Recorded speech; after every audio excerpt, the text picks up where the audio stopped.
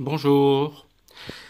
Aujourd'hui, suite de la restauration de cette machine, elle n'a pas de bouchon de mulching alors qu'elle devrait en avoir un. Si vous avez visionné ma première vidéo, je vous disais que le site Maculoc le facturait à 26 euros. En fait, j'avais pas la bonne référence. La bonne référence me donne un bouchon mulching à 68 euros hors port. Ça veut dire 74 euros. Donc pour un bout de plastique, je pense que c'est un peu cher. Donc ce que je vais faire moi, je vais en fabriquer un, c'est pas très dur. D'accord? Donc je vais vous dire les étapes que j'ai à faire. Il va falloir que je bouge cette partie-là. D'accord? Il faut évidemment que la lame ne touche pas. Pour ça, je vais fabriquer une plaque. J'ai du zinc, donc quelque chose qui ne rouille pas. D'accord? Et je vais le fixer de l'autre côté. Je vais vous montrer au fur et à mesure. Qu'est-ce que je vais utiliser pour ça? Donc je vous ai dit du zinc. Voilà, une plaque de zinc.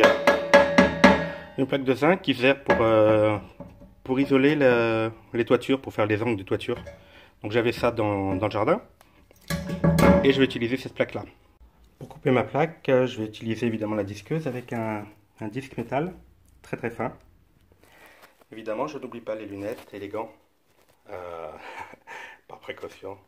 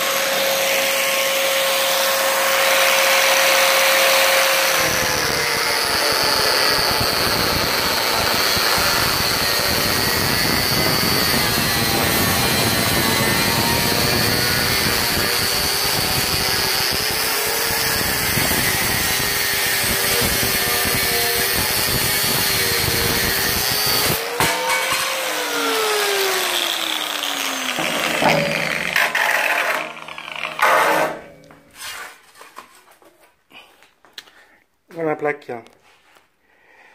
ma plaque qui va rentrer ici. Donc évidemment, il va falloir que je l'ajuste et que je la retaille pour qu'elle soit étanche, évidemment. Voilà ma plaque, une fois usinée.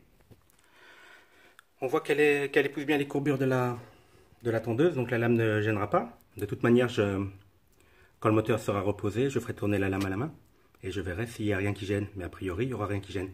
Maintenant, il n'y a plus que le système de fixation à fabriquer. Je vais utiliser une petite barre d'alu qui sera prise en sandwich de l'autre côté du regard. Et je mettrai un petit papillon, puis ça sera très simple, 5 minutes pour le poser. Voilà. Donc voilà, j'ai trouvé ma petite barre. Je vais poser des rivets. Je vais en mettre 4. 1, 2, 3, 4. Je vais faire mon trou pour passer l'écrou central qui permettra de fixer ces bouchons derrière la machine. Et je vais redonner la courbure pour respecter l'angle de la tondeuse intérieure. Voilà.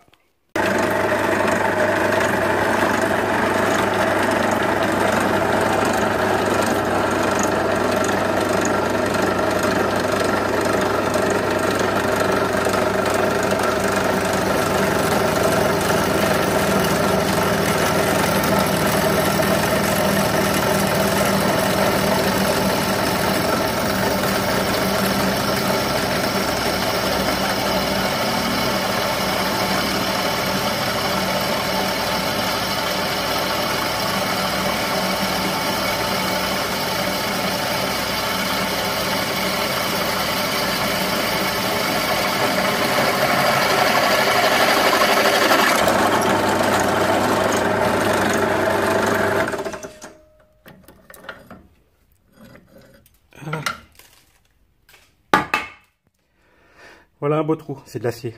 C'est d'acier, ça c'est pour faire le tenant de l'autre côté de du bouchon. Voilà.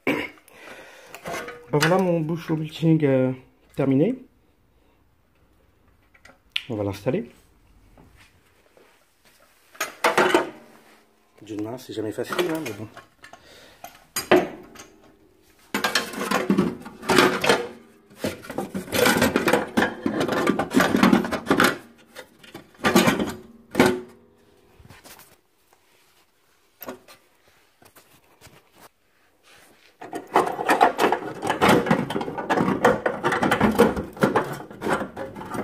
Je vais poser parce que là, j'ai besoin des deux mains.